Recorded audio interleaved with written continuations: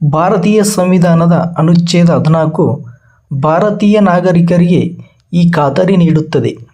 Option A ಕಾನೂನುಗಳ ಸಮಾನ ರಕ್ಷಣೆ, ಆಪ್ಷನ್ ಬಿ ಕಾನೂನಿನ ಮುಂದೆ ಸಮಾನತೆ, ಆಪ್ಷನ್ ಸಿ ಆರ್ಥಿಕ ಸಂಪನ್ಮೂಲಗಳ ಸಮಾನ ಹಂಚಿಕೆ, ಆಪ್ಷನ್ ಡಿ ಕಾನೂನಿನ ಮುಂದೆ ಸಮಾನತೆ ಮತ್ತು ಕಾನೂನುಗಳ ಸಮಾನ ರಕ್ಷಣೆ. ಸರಿಯಾದ ಉತ್ತರ ಆಯ್ಕೆ ಡಿ.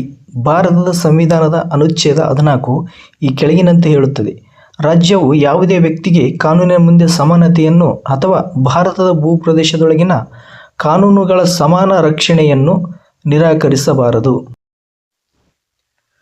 ಭಾರತೀಯ ಸಂವಿಧಾನದಲ್ಲಿ ಎಷ್ಟು ಮೂಲಭೂತ ಕರ್ತವ್ಯಗಳಿವೆ?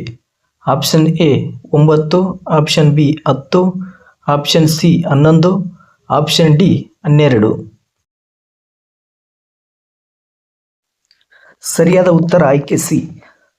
1976ರಲ್ಲಿ 42ನೇ ಸಾಂವಿಧಾನಿಕ ತಿದ್ದುಪಡಿಯ ಮೂಲಕ ಭಾಗ 4ಕ್ಕೆ 10 ಮೂಲಭೂತ ಕರ್ತವ್ಯಗಳನ್ನು ಸೇರಿಸಲಾಯಿತು. ನಂತರ 2002ರಲ್ಲಿ 86ನೇ ಸಾಂವಿಧಾನಿಕ ತಿದ್ದುಪಡಿಯ ಮೂಲಕ ಮತ್ತೊಂದು ಮೂಲಭೂತ ಕರ್ತವ್ಯವನ್ನು ಸೇರಿಸಲಾಯಿತು. 11ನೇ ಮೂಲಭೂತ ಕರ್ತವ್ಯ ಯಾವುದಪ್ಪ ಅಂದ್ರೆ 6ರಿಂದ 14ನೇ ವಯಸ್ಸಿನ ನಡುವಿನ ಮಕ್ಕಳಿಗೆ ತಂದೆ ತಾಯಿ, ಪಾಲಕರು ಅಥವಾ ಪೋಷಕರು ಶೈಕ್ಷಣಿಕ ಅವಕಾಶಗಳನ್ನು ಕಲ್ಪಿಸುವುದು.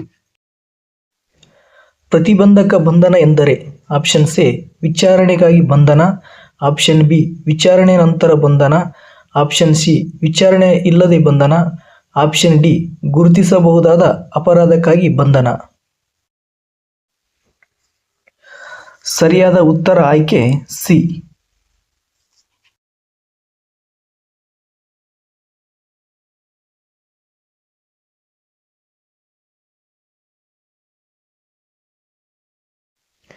ಭಾರತೀಯ ಸಂವಿಧಾನದ ಅನುಚ್ಛೇದ 19 ವಾಕ್ ಸ್ವಾತಂತ್ರ್ಯ ಇತ್ಯಾದಿಗಳಿಗೆ ಸಂಬಂಧಿಸಿದ ಕೆಲವು ಹಕ್ಕುಗಳ ರಕ್ಷಣೆ ಬಗ್ಗೆ ವ್ಯವಹರಿಸುತ್ತದೆ. ಆಯ್ಕೆ ಎ ಕೇಂದ್ರ ಸರ್ಕಾರ, ಆಯ್ಕೆ ಬಿ ಮೂಲಭೂತ ಕರ್ತವ್ಯಗಳು, ಆಯ್ಕೆ ಸಿ ರಾಜ್ಯ ನೀತಿಯ ನಿರ್ದೇಶಕ ತತ್ವಗಳು, ಆಯ್ಕೆ ಡಿ ಭಾರತೀಯ ಪ್ರಜೆಯ ಮೂಲಭೂತ ಹಕ್ಕುಗಳು. ಸರಿಯಾದ ಉತ್ತರ ಆಯ್ಕೆ ಡಿ ಭಾರತೀಯ ಪ್ರಜೆಯ ಮೂಲಭೂತ ಹಕ್ಕುಗಳು. ವಾಕ್ ಮತ್ತು ಅಭಿವ್ಯಕ್ತಿ ಸ್ವಾತಂತ್ರ್ಯ. ಸಂವಿಧಾನದ 19ನೇ ವಿಧಿಯು ವಾಕ್ ಸ್ವಾತಂತ್ರ್ಯವನ್ನು ಒದಗಿಸುತ್ತದೆ. ಇದು ಮೌಖಿಕ, ಲಿಖಿತ, ಎಲೆಕ್ಟ್ರಾನಿಕ್ ಪ್ರಸಾರ, ಪತ್ರಿಕಾ ಮೂಲಕ ಯಾವುದೇ ಭಯವಿಲ್ಲದೆ ಮುಕ್ತವಾಗಿ ತಮ್ಮ ಅಭಿಪ್ರಾಯವನ್ನು ವ್ಯಕ್ತಪಡಿಸುವ ಹಕ್ಕಾಗಿದೆ. ಅಭಿವ್ಯಕ್ತಿ ಸ್ವಾತಂತ್ರ್ಯವು ಪತ್ರಿಕಾ ಸ್ವಾತಂತ್ರ್ಯವನ್ನು ಒಳಗೊಂಡಿದೆ. ಸಂವಿಧಾನದ ಅನುಚ್ಛೇದ 17 ಮತ್ತು 18 ಈ ಕೆಳಗಿನವುಗಳನ್ನು ಒದಗಿಸುತ್ತದೆ. ಆಯ್ಕೆ ಎ ಸಾಮಾಜಿಕ ಸಮಾನತೆ, ಆಯ್ಕೆ ಬಿ ಆರ್ಥಿಕ ಸಮಾನತೆ, ಆಯ್ಕೆ ಸಿ ರಾಜಕೀಯ ಸಮಾನತೆ, ಆಯ್ಕೆ ಡಿ ಧಾರ್ಮಿಕ ಸಮಾನತೆ. ಸರಿಯಾದ ಉತ್ತರ ಆಯ್ಕೆ ಎ ಸಾಮಾಜಿಕ ಸಮಾನತೆ. ಅನುಚ್ಛೇದ 17 ಅಸ್ಪೃಶ್ಯತೆಯ ನಿರ್ಮೂಲನೆ ಮತ್ತು ಅನುಚ್ಛೇದ 18 ವಿರುದ್ಧಗಳ ರದ್ದತಿ ಎರಡೂ ಸಂವಿಧಾನದ ಭಾಗ 3 ಮೂಲಭೂತ ಹಕ್ಕುಗಳ ಅಡಿಯಲ್ಲಿ ಬರುತ್ತವೆ. ಇದು ಭಾರತದಲ್ಲಿ ನಾಗರಿಕರ ಸ್ಥಾನಮಾನದ ಸಮಾನತೆಯನ್ನು ಸ್ಥಾಪಿಸುವಲ್ಲಿ ಪ್ರಮುಖ ಪಾತ್ರವನ್ನು ಖಚಿತಪಡಿಸುತ್ತದೆ. ಭಾರತೀಯ ಸಂವಿಧಾನದ ಯಾವ ಅನುಚ್ಛೇದವು ಸಾರ್ವಜನಿಕ ಉದ್ಯೋಗದಲ್ಲಿ ಎಲ್ಲ ನಾಗರಿಕರಿಗೆ ಸಮಾನ ಅವಕಾಶಗಳನ್ನು ಒದಗಿಸುತ್ತದೆ? ಆಯ್ಕೆ ಎ ಅನುಚ್ಛೇದ 22, ಆಯ್ಕೆ ಬಿ ಅನುಚ್ಛೇದ 16, ಆಯ್ಕೆ ಸಿ ಅನುಚ್ಛೇದ 20, ಆಯ್ಕೆ ಡಿ ಅನುಚ್ಛೇದ 25. ಸರಿಯಾದ ಉತ್ತರ ಆಯ್ಕೆ ಬಿ ಅನುಚ್ಛೇದ 16. ಭಾರತೀಯ ಸಂವಿಧಾನದ ವಿಧಿ 16 ಸಾರ್ವಜನಿಕ ಉದ್ಯೋಗದ ವಿಷಯದಲ್ಲಿ ಸಮಾನ ಅವಕಾಶಗಳನ್ನು ಒದಗಿಸುತ್ತದೆ. ಧರ್ಮ, ಜನಾಂಗ, ಜಾತಿ, ಲಿಂಗ, ಹುಟ್ಟಿದ ಸ್ಥಳ, ವಂಶ, ನಿವಾಸ ಅಥವಾ ಅವುಗಳಲ್ಲಿ ಯಾವುದರ ಆಧಾರದ ಮೇಲೆ ತಾರತಮ್ಯ ಮಾಡಬಾರದು. ಇತರೆ ವಿಧಿಗಳ ಬಗ್ಗೆ ಮಾಹಿತಿ. ಅನುಚ್ಛೇದ 22(1) ಬಂಧನದಲ್ಲಿರುವ ಯಾವುದೇ ವ್ಯಕ್ತಿಯನ್ನು ಏಕೆ ಬಂಧಿಸಲಾಗಿದೆ ಎಂದು ತಿಳಿಸಬೇಕು. ಇದಲ್ಲದೆ ವಕೀಲರನ್ನು ಸಂಪರ್ಕಿಸುವ ಹಕ್ಕನ್ನು ನಿರಾಕರಿಸಲಾಗುವುದಿಲ್ಲ. ಅನುಚ್ಛೇದ 22(2) ಬಂಧಿತ ವ್ಯಕ್ತಿಯನ್ನು ಬಂಧಿಸಿದ 24 ಗಂಟೆಗಳ ಒಳಗೆ ನ್ಯಾಯಾಂಗ ಮ್ಯಾಜಿಸ್ಟ್ರೇಟ್ ಮುಂದೆ ಹಾಜರುಪಡಿಸಬೇಕು. ವಿಧಿ 20 ಭಾಗ 1 ಸಂವಿಧಾನದ ಅನುಚ್ಛೇದ 20 ಅಪರಾಧಗಳಿಗೆ ಶಿಕ್ಷೆಗೆ ಸಂಬಂಧಿಸಿದಂತೆ ರಕ್ಷಣೆಯನ್ನು ಒದಗಿಸುತ್ತದೆ.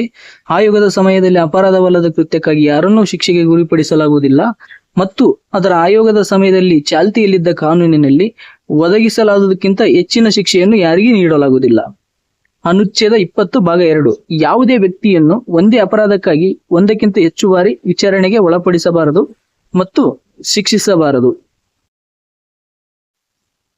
ವಿಧಿ 25 ಆತ್ಮಸಾಕ್ಷಿಯ ಸ್ವಾತಂತ್ರ್ಯ ಮತ್ತು ಮುಕ್ತ ವೃತ್ತಿ, ಆಚರಣೆ ಮತ್ತು ಧರ್ಮ ಪ್ರಚಾರದ ಬಗ್ಗೆ ಸಂವಿಧಾನದ ವಿಧಿ 15ರಲ್ಲಿ ಈ ಕೆಳಕಂಡ ಯಾವ ವಿಷಯವನ್ನು ಉಲ್ಲೇಖಿಸಿಲ್ಲ? ಆಯ್ಕೆ ಎ ಹುಟ್ಟಿದ ಸ್ಥಳ, ಆಯ್ಕೆ ಬಿ ಜನಾಂಗ, ಆಯ್ಕೆ ಸಿ ಭಾಷೆ, ಆಯ್ಕೆ ಡಿ ಜಾತಿ. ಸರಿಯಾದ ಉತ್ತರ ಆಯ್ಕೆ ಸಿ ಭಾಷೆ. ಭಾರತೀಯ ಸಂವಿಧಾನದ ವಿಧಿ 15ರಲ್ಲಿ ಧರ್ಮ, ಜನಾಂಗ, ಜಾತಿ, ಲಿಂಗ ಮತ್ತು ಹುಟ್ಟಿದ ಸ್ಥಳದ ಆಧಾರದ ಮೇಲೆ ತಾರತಮ್ಯವನ್ನು ನಿಷೇಧಿಸುತ್ತದೆ. ಈ ಅನುಚ್ಛೇದದ ಅಡಿಯಲ್ಲಿ ತಾರತಮ್ಯವನ್ನು ನಿಷೇಧಿಸಲು ಭಾಷೆಯನ್ನು ಆಧಾರವಾಗಿ ಉಲ್ಲೇಖಿಸಲಾಗಿಲ್ಲ. ಸರ್ಕಾರಿ ನೌಕರರ ಮುಷ್ಕರದ ಸಂಧಾನ ತಂತ್ರವು ಯಾವ ವರ್ಗಕ್ಕೆ ಸೇರುತ್ತದೆ? ಆಯ್ಕೆ ಎ ಸಂಘ ಮತ್ತು ಅಭಿವ್ಯಕ್ತಿ ಸ್ವಾತಂತ್ರ್ಯದ ಮೂಲಭೂತ ಹಕ್ಕುಗಳು, ಆಯ್ಕೆ ಬಿ ಕಾನೂನುಬದ್ಧ ಹಕ್ಕು, ಆಯ್ಕೆ ಸಿ ಸಾಮಾನ್ಯ ಕಾನೂನಾಗಿ ಟ್ರೇಡ್ ಯೂನಿಯನ್ ಹಕ್ಕು, ಆಯ್ಕೆ ಡಿ ಯಾವುದೇ ಹಕ್ಕು ಇಲ್ಲ. ಸರಿಯಾದ ಉತ್ತರ ಆಯ್ಕೆ ಡಿ ಯಾವುದೇ ಹಕ್ಕು ಇಲ್ಲ. 2003ರಲ್ಲಿ ಸುಪ್ರೀಂ ಕೋರ್ಟ್ ನೀಡಿದ ತೀರ್ಪಿನ ಪ್ರಕಾರ ಸರ್ಕಾರಿ ನೌಕರರಿಗೆ ಮುಷ್ಕರ ನಡೆಸುವ ಹಕ್ಕಿಲ್ಲ.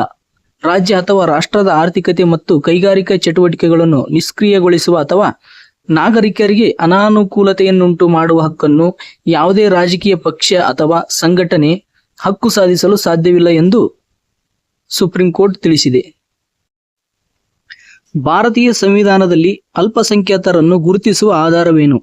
ಆಯ್ಕೆ ಎ ಧರ್ಮ, ಆಯ್ಕೆ ಬಿ ಜಾತಿ, ಆಯ್ಕೆ ಸಿ ಒಟ್ಟು ಜನಸಂಖ್ಯೆಗೆ ಸಮುದಾಯದ ಅನುಪಾತ, ಆಯ್ಕೆ ಡಿ ಬಣ್ಣ. ಸರಿಯಾದ ಉತ್ತರ ಆಯ್ಕೆ ಎ ಧರ್ಮ. ವಿಧಿ 30 ಧಾರ್ಮಿಕ ಮತ್ತು ಭಾಷಾ ಅಲ್ಪಸಂಖ್ಯಾತರನ್ನು ಗುರುತಿಸುತ್ತದೆ. ಇದು ಧಾರ್ಮಿಕ ಅಥವಾ ಭಾಷಾವಾರು ಎಲ್ಲಾ ಅಲ್ಪಸಂಖ್ಯಾತರಿಗೆ ಶಿಕ್ಷಣ ಸಂಸ್ಥೆಗಳನ್ನು ಸ್ಥಾಪಿಸುವ ಮತ್ತು ನಿರ್ವಹಿಸುವ ಹಕ್ಕನ್ನು ಒದಗಿಸುತ್ತದೆ. ಈ ಕೆಳಗಿನವುಗಳಲ್ಲಿ ಯಾವ ವಿಧಿ ಅಲ್ಪಸಂಖ್ಯಾತರ ಹಿತಾಸಕ್ತಿಗಳನ್ನು ಒಳಗೊಂಡಿದೆ?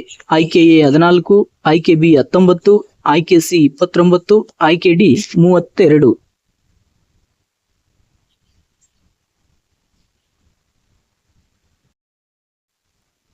ಸರಿಯಾದ ಉತ್ತರ ಆಯ್ಕೆ ಸಿ ವಿಧಿ 29.